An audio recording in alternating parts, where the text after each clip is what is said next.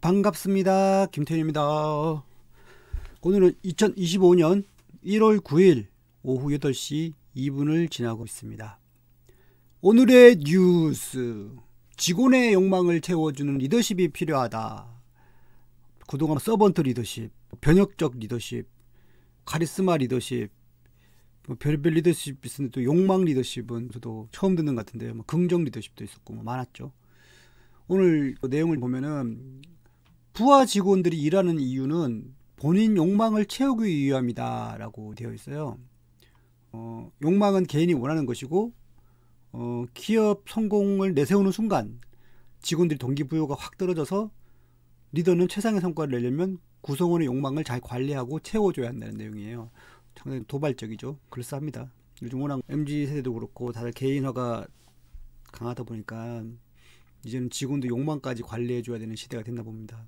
과연 리더들은 어떻게 직원들에게 동기부여를 해서 최상의 성과를 낼 수 있도록 만들 수 있을까요? 미국 리더십 컨설팅 기업 필 퍼트넘 코칭 설립자인 필 퍼트넘이 이런 이야기를 했습니다. 직원들이 최상의 성과를 내도록 하기 위해서는 모든 사람은 고용주보다 자기 자신을 더 사랑한다. 그러기에 기업 성공을 위한 목표를 토대로 직원들에게 동기부여를 하는 것은 효과적이지 않다라고 단언했습니다. 기업은 회사 성공을 위한 목표 대신 해당 일자리를 통해 개인이 원하는 삶을 이루도록 도움을 줘야 한다는 것이죠. 어떤 직원의 욕망이 자신이 일하는 도시에서 여생을 보내는 것이라면 기업은 직원에게 해당 도시 생활비 수준에 맞춘 보수를 제공하고 그를 다른 근무 지역으로 이동시키지 않아야 합니다.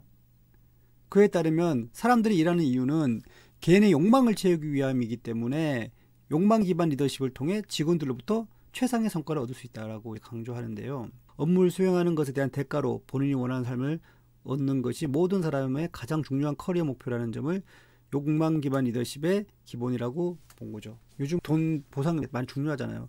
오늘 뉴스에도 보니까 현대자동차 킹산직 뽑는데 연봉이 6천부터 시작한다고 하더라고요. 그래서 삼수 사수 하시는 분도 계신데요. 200대 1을 넘었다나? 하여튼 엄청 인기가 많은가 봐요. 직원 욕망은 기업이 성공하는데 가장 중요한 필수 연료다라고 이야기를 했죠. 직원들이 최상의 성과를 내도록 만들기 위해서 직원이 원하는 인생이 무엇인지 묻고 해당 삶을 이루기 위해 필요한 것들을 가능한 많이 제공해야 한다. 만약 직원이 원하는 인생을 이루기 위해 필요한 자원을 기업에 제공하지 못한다면 고용주는 해당 직원의 성과가 저하될 것이라는 점을 각오해야 한다. 나아가 누리고 싶은 삶에 필요한 자원을 기업으로부터 제공받지 않는 직원은 결국 퇴사하고 기업은 그의 빈자리를 채우기 위한 값을 지불해야 할 수도 있다. 무섭죠. 현실인 것 같아요. 근데 기업에서 그렇게 풍족하게 지원해주기가 쉽나요? 관리자는 욕망관리 리더십 핵심 프레임워크 인생 동기부여 찾기 모델을 사용해서 직원과 이야기하고 이를 통해 그가 업무를 통해 달성하려는 인생의 세부사항을 파악할 수 있다. 이렇듯이 인생 동기부여 찾기 모델을 구성하는 데는 크게 4가지가 있는데 바로 라이프 스타일, 수입, 감정, 직업 가치 이 4가지라고 합니다. 해당 4가지는 모두 인간 욕망의 기초인데 한 가지도 빠짐없이 모든 사람은 내부분 전체에 대한 욕망을 가지고 있다. 그는 라이프 스타일에는 개인이 어디서 사는지 그리고 가족 구성원이 어떻게 되는지 집을 어떻게 꾸미는지 등이 포함된다. 리더가 개인 라이프 스타일을 향상하기 위해 무엇을 지원할 수 있는지 알아보기 위해서는 다음과 같은 질문을 할 수 있다. 3년, 5년 후에 어떤 집에서 살 것이라고 예상하십니까? 미래 집은 현재 거주하고 있는 도시와 같은 곳에 위치하는가? 꿈꾸는 집에는 누가 함께 있는가? 등을 물어 특정 직원의 욕망을 파악할 수 있다.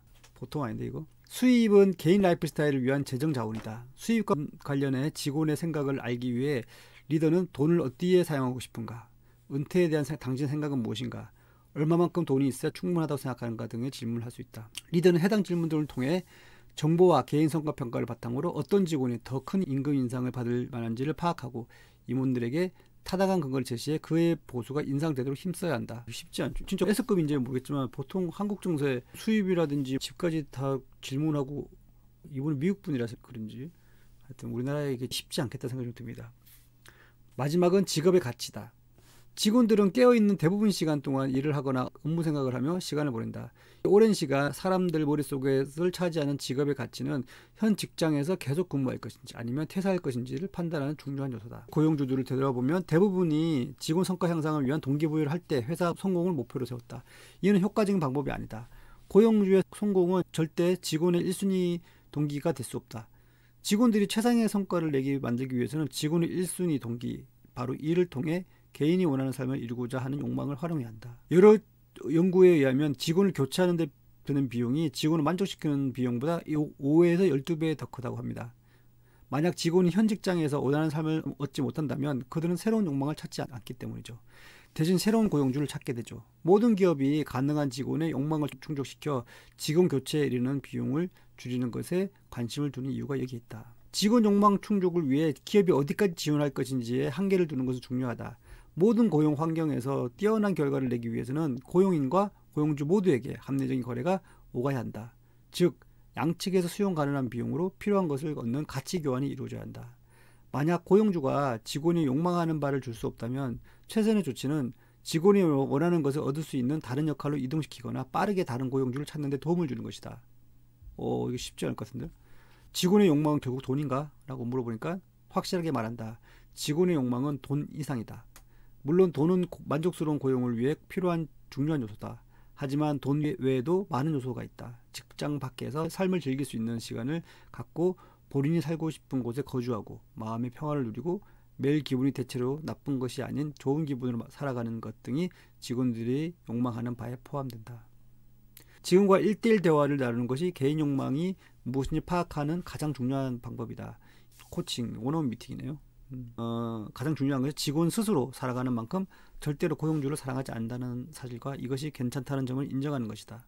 이를 인정하는 것이 최고의 비즈니스 결과를 불러오는 가장 명확하고 신뢰할 수 있는 방법이다.